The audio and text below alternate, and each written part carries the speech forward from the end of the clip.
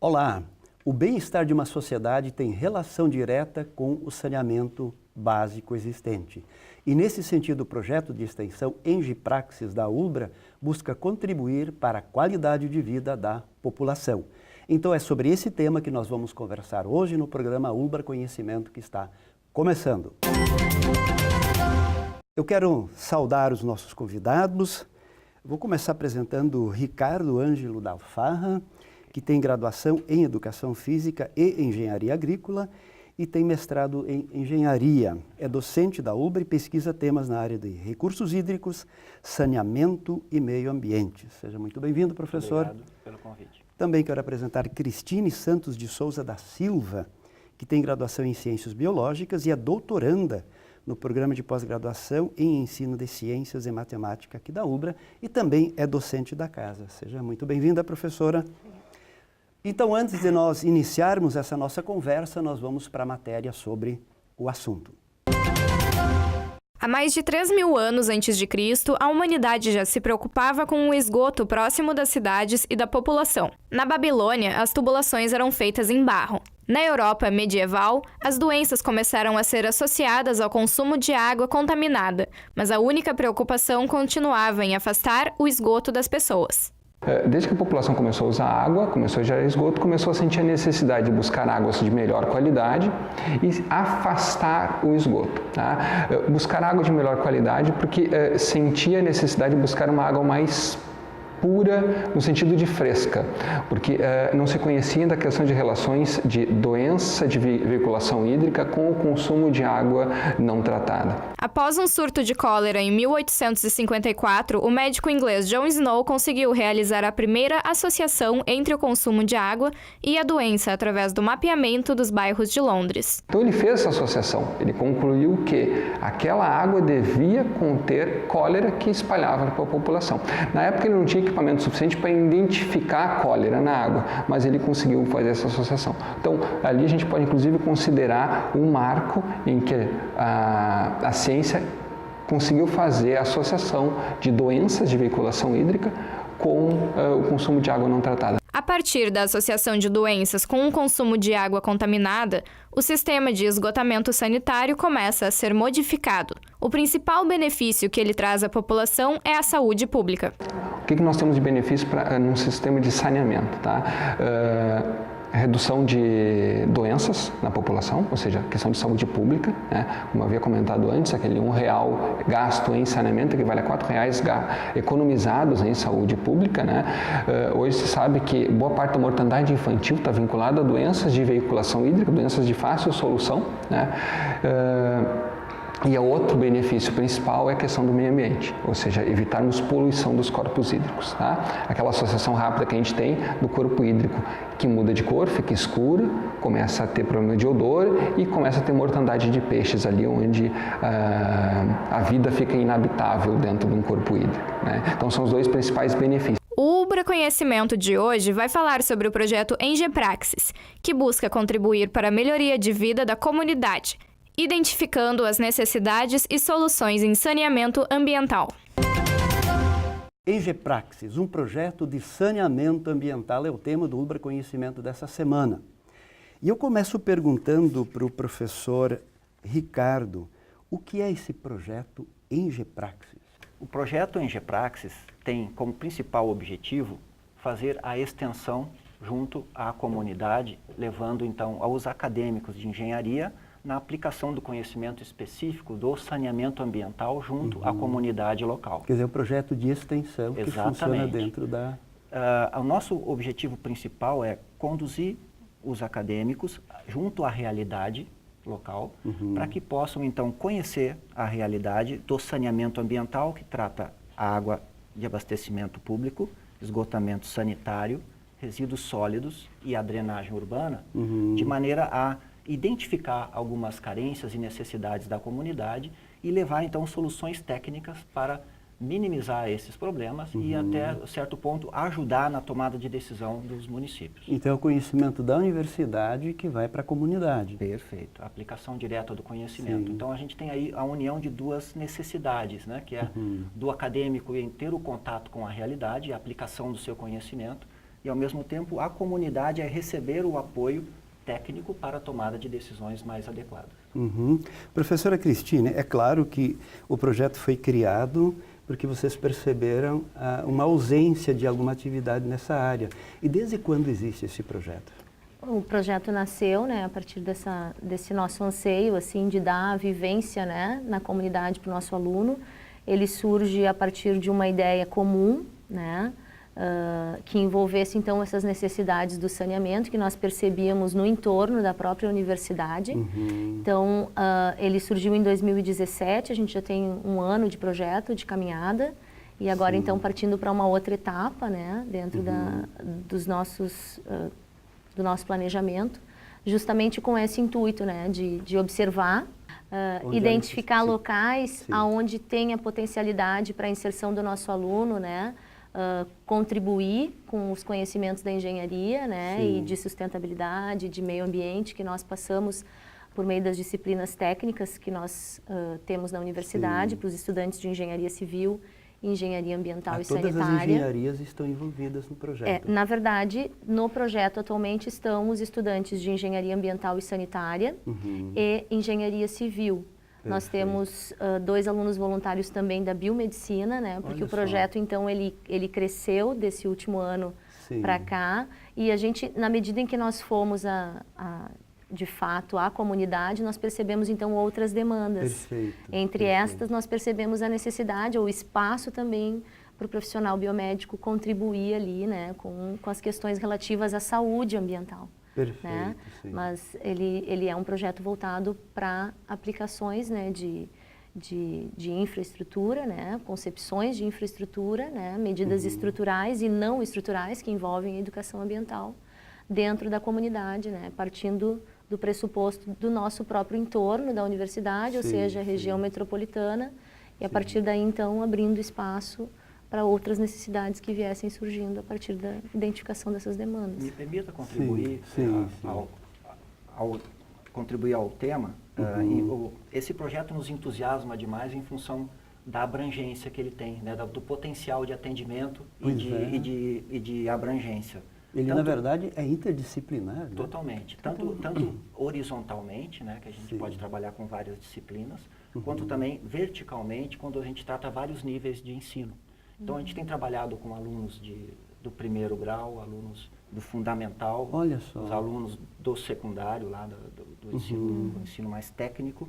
E, além de tudo isso, o nosso aluno aqui, do graduando, o acadêmico, também presta esse serviço e, ao mesmo tempo, usufrui da metodologia. O que para o estudante é uma experiência ímpar, né? E aí também a gente está preenchendo uma outra lacuna, que é a tendência da instituição, que é trabalhar ensino, pesquisa e extensão de maneira complementar e contínua, né? Então, é um melhoramento contínuo que se faz do estudo que está trabalhando aqui dentro da universidade, ao mesmo tempo que a gente leva à comunidade a possibilidade de aplicação desse conhecimento e que vem em feedback, em termos de temas e de contribuição social, porque daí a gente está fazendo o nosso papel, que é justamente levar à comunidade um ganho, levar uma contribuição real de ensino. Não é aquele estudo teórico de uma vírgula que pode ajudar alguém. Não, nós estamos levando a eficiência da engenharia para soluções reais da nossa comunidade que está no entorno da UBRA aqui em Canoas. Quais são os principais problemas, desafios que vocês encontram nesse diálogo com a comunidade? Como a nossa perspectiva envolve propor soluções, muitas vezes nós temos uma demanda que envolve informações técnicas, né? Porque a gente vai estar na comunidade, então nós precisamos de informações técnicas que vêm muitas vezes pelos órgãos públicos, municipais.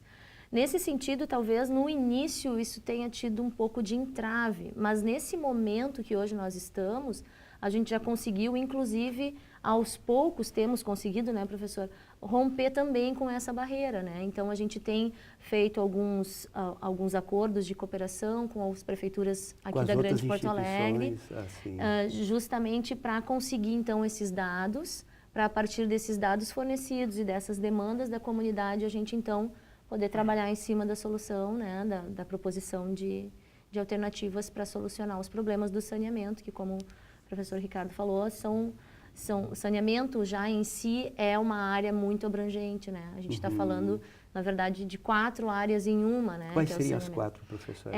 Resíduos sólidos, né? Então, toda a questão do lixo urbano, né? Os resíduos sólidos. Que só nessa temática a gente já tem aí um universo de coisas para trabalhar. Drenagem urbana, que daí, né? Em relação a essas áreas alagadas, o alagamento das cidades, própria urbanização, que envolve a questão da drenagem urbana, os processos de urbanização, de planejamento urbano, né? Tratamento de água, né? E tratamento de esgoto, então, distribuição, redes de distribuição de água e coleta e tratamento de esgoto. Então, a gente está num campo, numa seara, que eu posso falar assim, no campo nacional mesmo, não só local, que é frágil, né? A gente está em um país onde a gente não tem o serviço de saneamento como seria o ideal, né? Como deveria ser. Então, só por se tratar desse assunto, a gente já sabe que a gente tem muito trabalho pela frente, né? E como o professor falou, a gente tem um ano de projeto e a gente já conseguiu identificar. Nesse primeiro ano, a gente conseguiu fazer alguns diagnósticos. Que são importantes para a continuidade. Que são importantes justamente para a gente poder saber o terreno em que a gente pisa, né? E então, a gente realmente muito entusiasmado com isso, porque a gente sabe que ainda tem muita coisa a fazer, né? E a gente vai precisar, obviamente, de muita ajuda nesse caminho. Em termos de demandas, para a gente ter uma ideia, em escala mundial, cerca de 33%, 1/3 da humanidade não tem banheiro em casa. Olha só que coisa. É um número alarmante. É alarmante, E a gente pode dizer, não, mas é só naquelas comunidades. Não, é no mundo inteiro. Vamos juntar o mundo inteiro. A gente sabe que existem países mais desenvolvidos, outros menos desenvolvidos. E o Brasil está naquela escala médio-baixo, né? Nós fazemos parte dessa estatística e ajudamos a contribuir com isso, negativamente. Negativamente. Se nós formos ver os cenários de planejamento em saneamento ambiental, que todos os municípios deviam ter seus planos municipais de saneamento, que hoje é atribuído ao município, então a responsabilidade pelo planejamento do saneamento, desde 2007 para cá, com a Lei 11.445, a gente vê que existe muito ainda a ser feito. Porque além do planejamento não ser adequado e atualizado, existe depois do planejamento a execução desse planejamento. Então nós estamos ainda longe de um ideal. Então abre-se aí um campo de trabalho, a engenharia e demais cursos afins, de complementariedade e de necessidade de atendimento de uma demanda que é enorme, é muito grande, né? Então, em torno das demandas, a gente tem alguns trabalhos de conclusão aqui na bacia do Arroio Guajuviras, em qual nós estamos atualmente, né? O arroio que drena essas águas aqui da chuva. Existem alguns trabalhos de conclusão que identificaram resíduos sólidos. Não precisa nem caminhar muito, né? A gente pega o carro, a gente identifica, então, locais onde há depósitos irregulares de resíduos, há lugares onde há inundações, há lugares onde há vilas ou moradias ou habitações irregulares, onde não tem água, onde não tem coleta de esgoto. Então, juntando esses 4 temas, água, esgotamento sanitário, resíduos e drenagem, a gente vê que há um campo de necessidade, de demanda muito grande, né? Não precisamos ir muito longe. O pessoal que está assistindo esse programa pode ver, identificar próximo às suas casas que existem necessidades evidentes, né, de trabalho nessa área de saneamento no mundo inteiro. Né? Muito bem. Identificar. Nós já vamos continuar nesse assunto, professor. Nós vamos agora para o quadro Ciência em Foco, depois do intervalo, e nós já voltamos. O Ciência em Foco de hoje é sobre áreas de preservação permanente. O objetivo principal da minha pesquisa foi realizar o diagnóstico ambiental da área de preservação permanente do Arroio Guajuviras, localizado aqui em Canoas. Além disso, foram comparados os impactos ambientais entre os anos de 2002 e 2017. Para se atingir esses objetivos, foram feitas saídas a campo, além de análises de imagens satélite. Os resultados obtidos constataram que 63% da APP do Arroio Guajuviras se encontra em situação vulnerável. Isso significa que a APP se encontra bastante urbanizada, com pouca vegetação e focos de disposição irregular de resíduos. Em relação aos impactos ambientais do período de 2002 a 2017, foi possível identificar que já em 2002 a APP se encontrava em situação vulnerável. Esses resultados podem estar atribuídos às diversas invasões em áreas verdes que ocorreram no bairro no final dos anos 80. Estes resultados contribuem para a tomada de decisão do poder público, assim como a criação de políticas públicas. Já para a comunidade, demonstra a importância das áreas de preservação permanente, desde que estejam preservadas, e os benefícios que as mesmas geram. Entre esses benefícios, pode citar a geração de qualidade de vida, a redução das inundações e também o conforto térmico.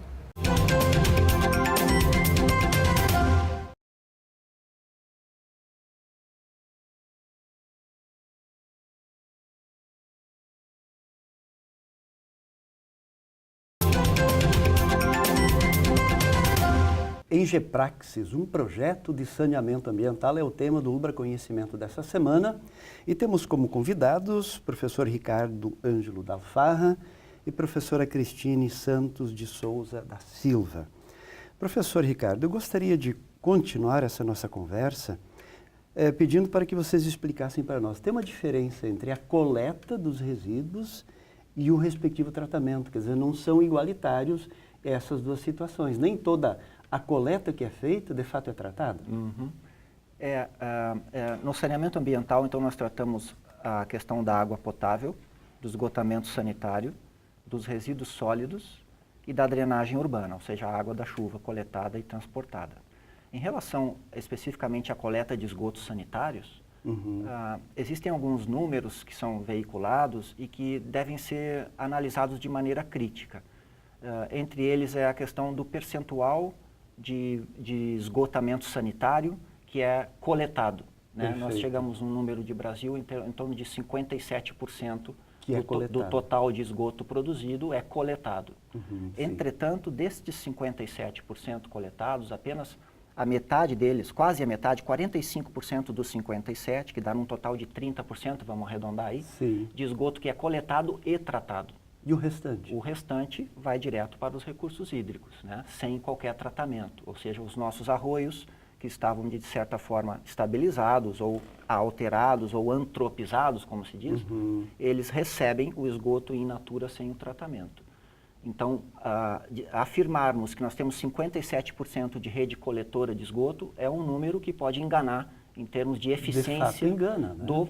Da prestação de serviço de tratamento de esgoto. Inclusive, 57% de coleta é um percentual extremamente baixo. É baixo. Se a gente pensa assim, em termos gerais.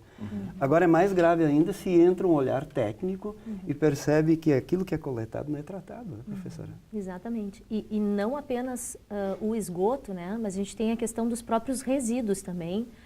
Desde 2010 a gente tem aí a Política Nacional de Resíduos Sólidos. O que seriam esses resíduos sólidos? Os resíduos sólidos são todos os resíduos, né, sólidos ou semissólidos, né, que são gerados e que existe uma lei específica, né, para o gerenciamento, para a gestão desses resíduos. E no âmbito dos grandes geradores, fica a eles a responsabilidade do gerenciamento disso. E no âmbito do pequeno gerador, ou seja, dos resíduos sólidos urbanos, vamos dizer assim, então a gestão é pública, né? Ou seja, das prefeituras. Ou seja, das prefeituras. A política é clara em relação a isso. Desde 2010, teve aí um prazo de 4 anos para adaptação, né? Deveria haver a extinção dos lixões, né? Perfeito, e ficou determinado que só iria, então, que os resíduos deveriam obrigatoriamente ir para aterros sanitários, com a ressalva de que vai para aterro sanitário apenas aquilo que for rejeito. O que é um rejeito, né? O rejeito é aquele resíduo sólido que não é mais possível fazer tratamento, reciclagem, recuperação, qualquer outra alternativa ambientalmente adequada. Então, isso seria um rejeito. O fato é que para que eu consiga ter essa gestão adequada dos resíduos sólidos, é necessário que se tenha coleta seletiva eficiente, que se tenha segregação dos resíduos em casa, né? Uma questão de consciência ambiental, de educação ambiental da população, né? E o que de fato a gente vê é que num cenário nacional ainda há muitos municípios que ainda não mandam para aterro sanitário. E aqueles municípios que hoje estão adequados e mandam para aterro sanitário, estão literalmente enterrando resíduos e não rejeitos, Olha só. que seriam então o plástico, o metal, o vidro, o papel, tudo aquilo que tem potencial para ser reciclado, reutilizado, reaproveitado. Né? Então há um quadro geral, né, do nosso país. Isso não é uma questão local, é uma questão, né, sim, nacional. nacional. Há, na verdade, uma ingestão, né, um ingerenciamento ou um gerenciamento inadequado dos resíduos sólidos como um todo. E isso, obviamente, reflete no recurso hídrico. Né? Claro, Seja claro. por meio, né, enfim, o aterro sanitário, teoricamente, é uma obra de engenharia que evita que isso contamine o lençol freático. Né? Mas a gente sabe que esses resíduos, em função até da própria lei, quando os grandes geradores, vamos dizer assim, para não cumprir a lei, né, acabam dispondo esses resíduos de maneira irregular. E o professor Ricardo comentou, nós tivemos alguns trabalhos de diagnóstico que identificaram pontos de descarte irregular de resíduos na construção, por exemplo, né, que são resíduos inertes, teoricamente não são resíduos contaminantes, né, mas que por seu volume eles ocupam áreas naturais. Então, a questão é de degradação ambiental, porque eu estou ocupando uma área natural com resíduo. Contaminação de um recurso hídrico, né? Isso reflete também na alteração do próprio ciclo hídrico, né? Porque, na verdade, eu estou entulhando rios com resíduo, que deveria estar sendo, então... Então, e agregado a isso a questão do esgotamento sanitário, né? O esgoto que não é tratado e é lançado no recurso hídrico. A gente tem um quadro caótico dos nossos recursos hídricos como um todo, que é o que a gente vê hoje, né? Uma realidade que, como o professor comentou, basta abrir a janela de casa e a gente sabe, né? A própria identificação da população com recurso hídrico, né? Nessas nossas andanças, enfim, pelas escolas fazendo, a gente sempre perguntava, mostrava uma imagem de um rio contaminado, sujo, com lixo, e a gente perguntava para as crianças, para as pessoas, o que é isso? A grande maioria responde um valão. O que é um valão? Um valão é um local onde eu posso jogar tudo. Onde vai tudo, né? E na verdade não. Então é até para a própria população entender que não é valão, né? É um arroio, é um recurso hídrico, é a água que a gente precisa para... Professor Ricardo, está em alta hoje o tema sustentabilidade. O que significa isso para nós dentro da discussão de meio ambiente que a gente está fazendo? Pela ação evolutiva da humanidade, nós chegamos num momento de século XXI em que as questões de engenharia especificamente, na qual nós estamos tratando aqui no projeto ENGEPraxis, se fazia anteriormente especificamente na questão técnica e econômica. A engenharia era técnica e econômica. Atualmente, atendendo então à sustentabilidade, nós temos outros dois pilares, além do econômico, a questão ambiental. Né, quer dizer, o econômico continua? O econômico continua, tem que ter viabilidade econômica, mas não é a fundamental. Ela tem que atender ainda um critério ambiental, que é de atendimento às necessidades ambientais locais. Ou seja, de não agressão. Isso, ou de minimizar as agressões. E em terceiro, a questão social. Então, a nossa ida hoje à comunidade, levar a engenharia, é justamente para nos aproximar da questão social. O engenheiro tem que ter essa sensibilidade de saber onde é que estão os problemas e quais são as soluções. Antigamente, a engenharia era, no caso da drenagem urbana, higienista. Ela fechava o canal e jogava a água contaminada para baixo. Transferia o problema. Atualmente, como a professora Cris já comentou, nós queremos aproximar a comunidade do recurso hídrico. Nós queremos que a comunidade volte a pescar no arroio, né, como faziam seus avós anteriormente. Então, o resgate dessa cultura do rio, né, eu junto com o rio, faz parte do projeto ENGEPraxis, que é melhorar a comunidade nos termos da cultura, nos termos da saúde, e que possam a criança resgatar junto às suas famílias o valor do onde eu moro. Né? Eu moro hoje num lugar, mas como é que era antes? E o que é que eu preciso fazer para que ele volte a ser habitável novamente? Eu posso ir para o arroio, né? Como a professora Cris falou, o valão onde a gente joga tudo. Né? Que é terra de ninguém. Exato. Então, a nossa função é levar o acadêmico lá para que ele possa identificar soluções técnicas sustentáveis de engenharia para que a comunidade possa retornar ao convívio harmônico com a natureza, né? E não de esconder o problema num canal fechado, e sim de resgatar as características naturais do recurso hídrico e conviver de maneira mais harmoniosa com a natureza. Muito bem, nós vamos agora para o quadro Dica do Programa e já voltamos para as considerações finais dos nossos convidados. E a dica do programa de hoje é sobre mobilização ambiental. Mobilização porque nós precisamos ter várias ações que sejam para a qualidade do nosso meio ambiente e da nossa natureza. Nesse sentido, é importante o conhecimento, principalmente de onde estão os galpões de reciclagem, onde são os ecopontos, aonde a indústria reversa recebe o seu material novamente. Para isso, nós também precisamos saber quando é que passa o caminhão em frente à nossa casa, porque nós somos os maiores produtores de lixo. E esse lixo, ele só acontece porque nós misturamos tudo. Se nós fizermos a reciclagem, se nós separarmos o resíduo seco do resíduo orgânico, nós já estamos diminuindo significativamente a problemática. Porque isto faz com que contamine os nossos solos, as nossas águas. Vamos reciclar, isso gera emprego, trabalho, renda. E vamos também cuidar para que a gente recicle de forma que o caminhão leve muito mais o resíduo seco e muito menos o lixo. A responsabilidade é de todos nós. Nós vamos agora para as considerações finais dos nossos convidados. Professor Ricardo, seu recado final. Gostaria de compartilhar com todos que estão nos assistindo o entusiasmo que nós temos por este projeto, que é um projeto que é autêntico, é real, e ele tem uma meta muito importante e objetiva e clara, que é levar o acadêmico de engenharia da Universidade Luterana do Brasil junto à comunidade na identificação dessas necessidades e aplicar seu conhecimento no sentido a contribuir para a melhoria da qualidade de vida da comunidade local.